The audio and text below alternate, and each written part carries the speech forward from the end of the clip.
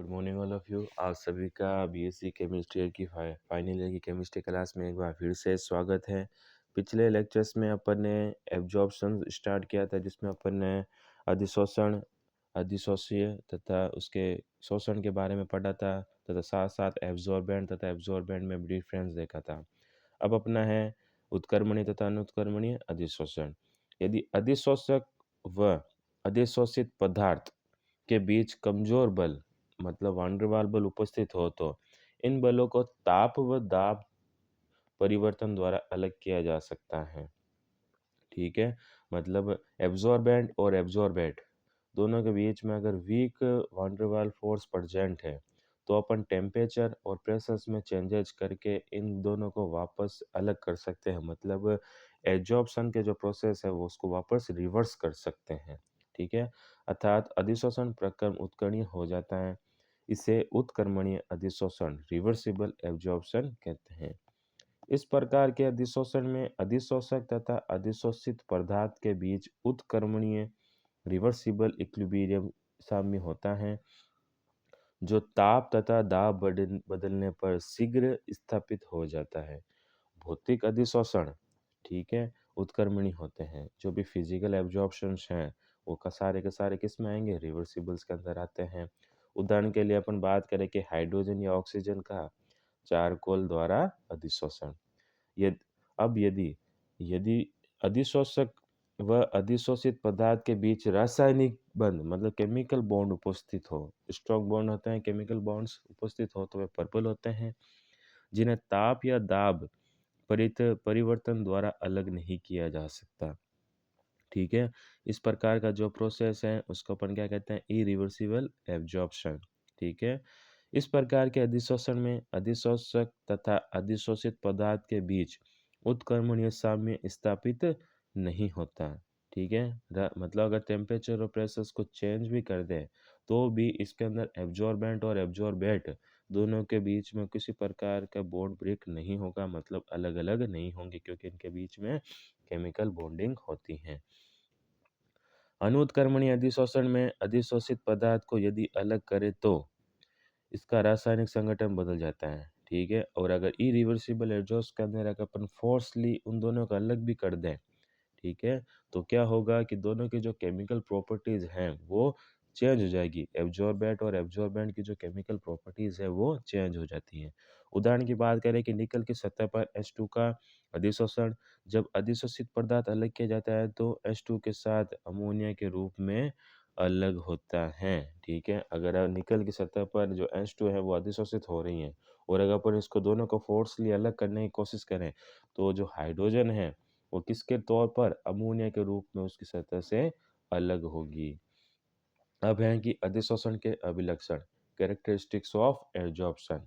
अधिशोषण के निम्नलिखित मुख्य अभिलक्षण हैं। पहला है कि अधिशोषण की घटना सभी पृष्ठों पर हो सकती है तथा 5 प्रकार के अंतःपृष्ठ संभावित हो सकते हैं। पहला है गैस ठोस, दूसरा है द्रव ठोस, तीसरा है द्रव द्रव, चौथा है ठोस ठोस तथा पांचवा है गैस ठोस।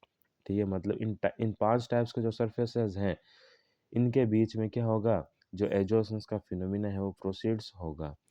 इनमें से गैस ठोस अंतःपृष्ठ महत्वपूर्ण है। ठीक है, गैस और सॉलिड इंटरफेरेंस है, जो इंटरफेस है वो इम्पोर्टेंस है। द्रव ठोस अंतःपृष्ठ विद्युत, रासायनिक तथा जैविक तंत्रों में महत्व रखता है। ठीक है, सेकंड है अधिशोषण प्रक्रम स्वतः स्पॉन्टेनियस होता है। ठीक है, अधिशोषण प्रक्रम निकाय की मुक्त ऊर्जा में कमी के द्वारा संपन्न होता है।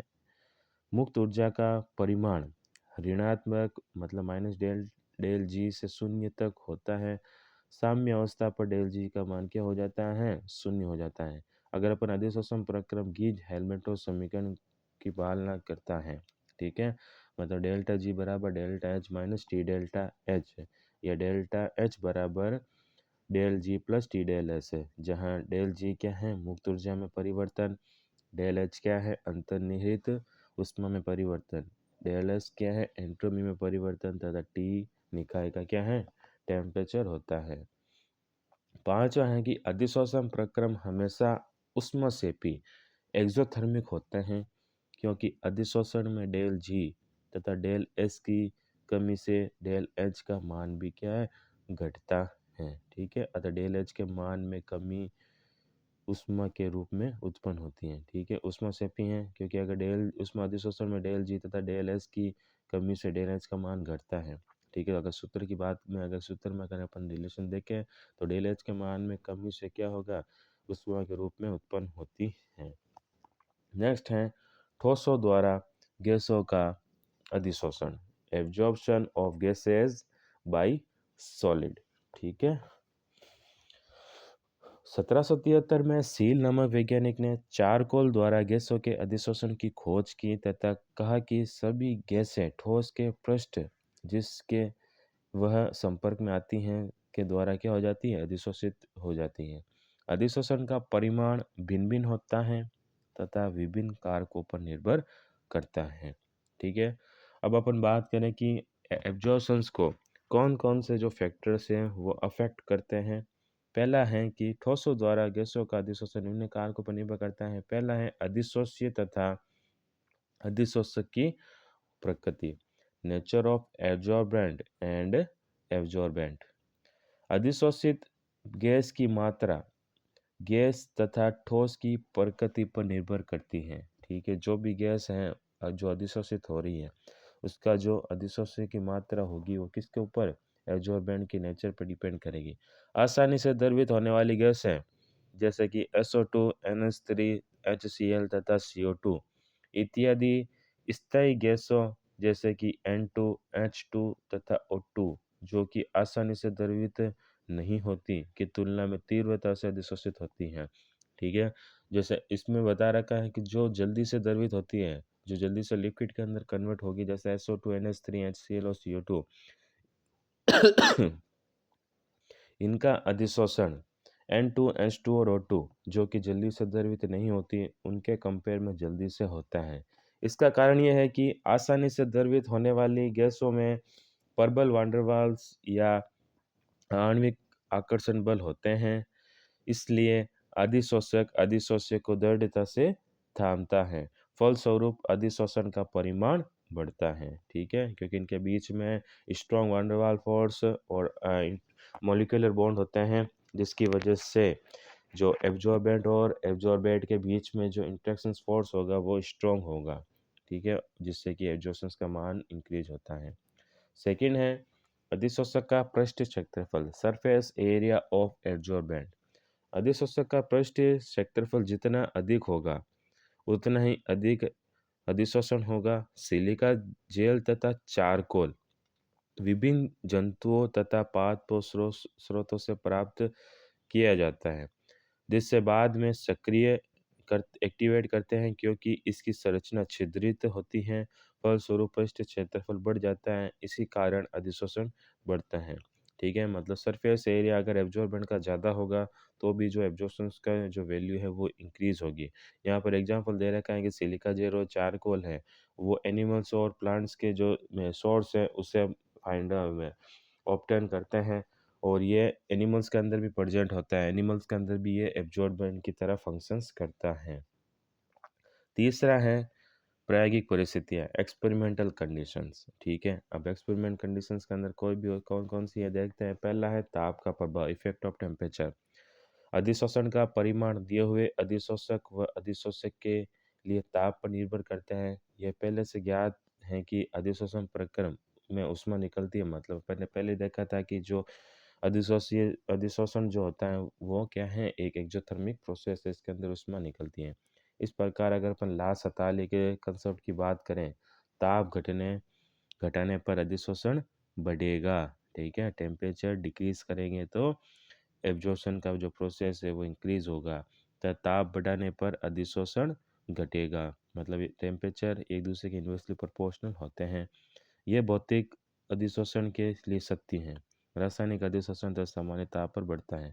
ठीक है, ताप का प्रभाव केवल कब फंक्शन करेगा, मतलब जब केवल भौतिक अधिशोषण होगा। फिजिकल एब्जॉर्स के अंदर एब्जॉर्प्शन में ही ताप बढ़ाने पर जो है वो अधिशोषण घटेगा, ताप घटाने पर अधिशोषण की मात्रा बढ़ती है। लेकिन अगर अपन केमिकल एब्जॉर्प्शंस की या जो नॉर्मल एब्जॉर्प्शन होता है उसकी बात करें, उस कंडीशन में ताप बढ़ाने पर जो है अधिशोषण की मात्रा बढ़ती है। सेकंड है दाब का प्रभाव। दी गई गैस तथा अधिशोषक के लिए अधिशोषण का परिमाण गैस के दाब पर निर्भर करता है। ठीक ठीक है। अधिशोषण प्रक्रम में गैस के दाब में कमी होती है। इस प्रकार ला सताले के सिद्धांत के अनुसार अधिशोषण का परिमाण दाब घटाने पर घटेगा तथा गैस का दाब बढ़ाने पर बढ़ेगा। ठीक है।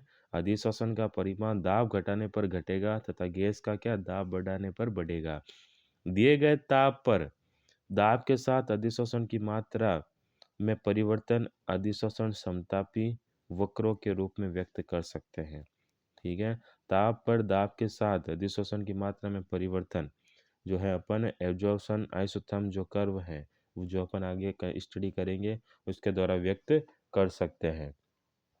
नेक्स्ट अपना टॉपिक है अधिशोषण के प्रकार। ठीक है। ठोस पृष्ठ पर अधिशोषित अणुओं को थामे रखने वाले आकर्षण बलों की प्रकृति के आधार पर अधिशोषण कितने प्रकार के हैं? 2 प्रकार के हैं। ठीक है।